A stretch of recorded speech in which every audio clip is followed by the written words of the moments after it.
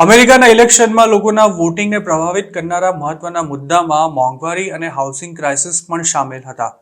ટ્રમ્પે પોતાના સત્તા પર આવતા જ આ બંને સમસ્યાઓનું તાત્કાલિક સમાધાન લાવી દેવાની વાતો કરી હતી, પરંતુ ટ્રમ્પ માટે આમ કરવું ખૂબ જ મુશ્કેલ સાબિત થઈ શકે છે, જેના માટે બીજું કંઈ નહીં પણ તેમની જ માસ ડિપોર્ટેશનની પોલિસી નડતરરૂપ બની શકે છે. યુએસએ ટુડે નામના એક અમેરિકન અખબારના રિપોર્ટ પ્રમાણે અમેરિકામાં હાલ લાખો મકાનો ઊભા કરવાની જરૂર છે અને દરેક કેટેગરીના મકાનોમાં અત્યારે ડિમાન્ડ સામે સપ્લાય ઓછો હોવાથી તેમના ભાવ સતત વધી રહ્યા છે. તેમજ ઊંચા વ્યાજ દરને કારણે પણ સામાન્ય લોકો માટે મકાન ખરીદવું વધારે ને વધારે મુશ્કેલ બની રહ્યું છે. અમેરિકામાં 2008માં આવેલી ઘેરી મંદી અને તે દરમિયાન હાઉસિંગ સેક્ટરમાં જોવા મળેલા અભૂતપૂર્વ કડાકા બાદથી જ યુએસમાં નવા મકાનો બનવાનું ખૂબ જ ઓછું થઈ ગયું હતું અને આ સ્થિતિ વર્ષો સુધી યથાવત રહી હતી. જોકે છેલ્લા 5 વર્ષમાં અને ખાસ તો કોવિડ પેન્ડેમિક બાદ મકાનોની ડિમાન્ડમાં જોરદાર વધારો થયો છે, પરંતુ હાલ કન્સ્ટ્રક્શન વર્કર્સની પૂરતી સંખ્યા ન હોવાથી મકાનો ઝડપથી નથી બનાવી શકાતા અને યુએસમાં આ સેક્ટરમાં કામ કરનારા મોટાભાગના ઇલીગલ ઇમિગ્રન્ટ્સ હોય છે. અમેરિકાના નેશનલ એસોસિએશન ઓફ હોમ બિલ્ડર્સના ચીફ એડવોકેસી ઓફિસર કેન વિંગેટે યુએસએ ટુડે સાથે વાત કરતા એવું જણાવ્યું હતું કે માસ ડિપોર્ટેશનની ઇકોનોમી પર અસર થયા વિના નહીં રહે અને તેમાંય કન્સ્ટ્રક્શન અને હાઉસિંગ સેક્ટરમાં તેની સૌથી વધારે અસર અનુભવાશે.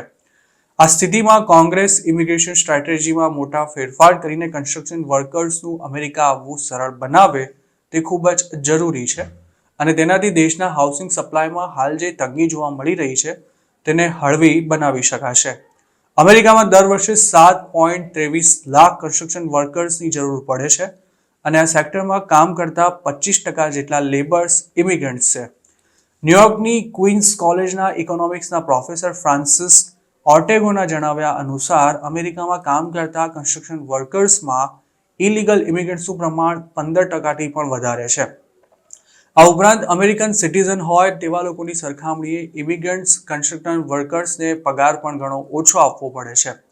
યુએસની લગભગ દરેક ઇન્ડસ્ટ્રીમાં ઇમિગ્રન્ટ વર્કર્સને નેટિવ અમેરિકનની સરખામણીએ 12% જેટલો ઓછો પગાર મળે છે, પરંતુ કન્સ્ટ્રક્શનના ધંધામાં તેમને 24% જેટલી ઓછી સેલરી મળે છે.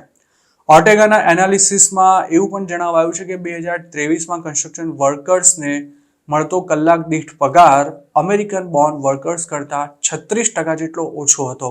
માસ ડિપોર્ટેશનને કારણે અમેરિકાના કન્સ્ટ્રક્શન સેક્ટરમાં વર્કર્સની અછત સર્જાશે અને મકાનોના ભાવ હજુ પણ વધશે તેવી શક્યતા વચ્ચે વર્કર્સમાં ફેલાયેલા ડરનો ફાયદો ઉઠાવીને તેમનું વધારે શોષણ કરવામાં આવશે તે વાત પણ નકારી શકાય તેમ નથી. જોકે એક હકીકત એ પણ છે કે જો ઇમિગ્રન્ટ વર્કર્સ જતા રહે તો તેમનું કામ અમેરિકન બોર્ન વર્કર્સ કરી શકે તેમ નથી.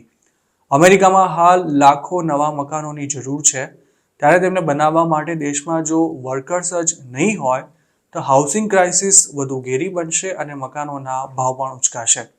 આ ઉપરાંત માસ ડિપોર્ટેશનને કારણે એગ્રીકલ્ચર માર્કેટ અને પશુપાલનના બિઝનેસ પર પણ ગંભીર અસર પડી શકે છે.